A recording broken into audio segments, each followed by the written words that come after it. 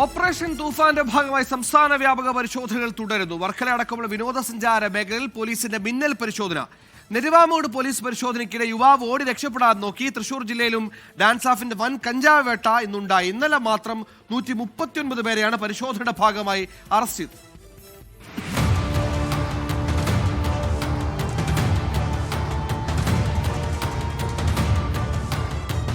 ഇന്നു പുലർച്ചെ 5 മണി മുതലാണ് വർക്കല ക്ലിഫിലും പരിസര പ്രദേശങ്ങളിലുമുള്ള റിസോർട്ടുകളിലടക്കം പോലീസ് പരിശോധന.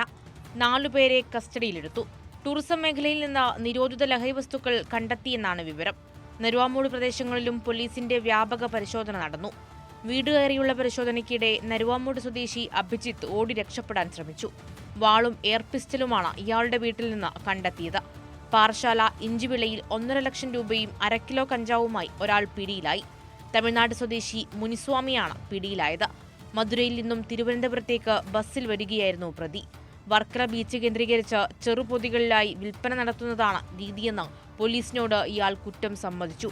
തൃശൂരിൽ സിറ്റി ഡാൻസ് ഓഫിന്റെ നേതൃത്വത്തിലും വൻ MDMA വേട്ട നടന്നു. 323 ഗ്രാം MDMA ആണ് പിടികൂടിയത്. ഗുരുവായൂർ പാവറട്ടി സ്വദേശികളായിട്ടുള്ള ഷിഫാസ്, ജിഷ്ണു, വിദ്യ, ലക്ഷ്മി എന്നിവരെ പോലീസ് കസ്റ്റഡിയിലെടുത്തു. ഇന്നലെ മാത്രം തുഫാൻ ദ നാർക്കോ ഹണ്ടിന്റെ ഭാഗമായി പോലീസ് 127 കേസുകളാണ് രജിസ്റ്റർ ചെയ്തത്. 24 തിരുവനന്തപുരം.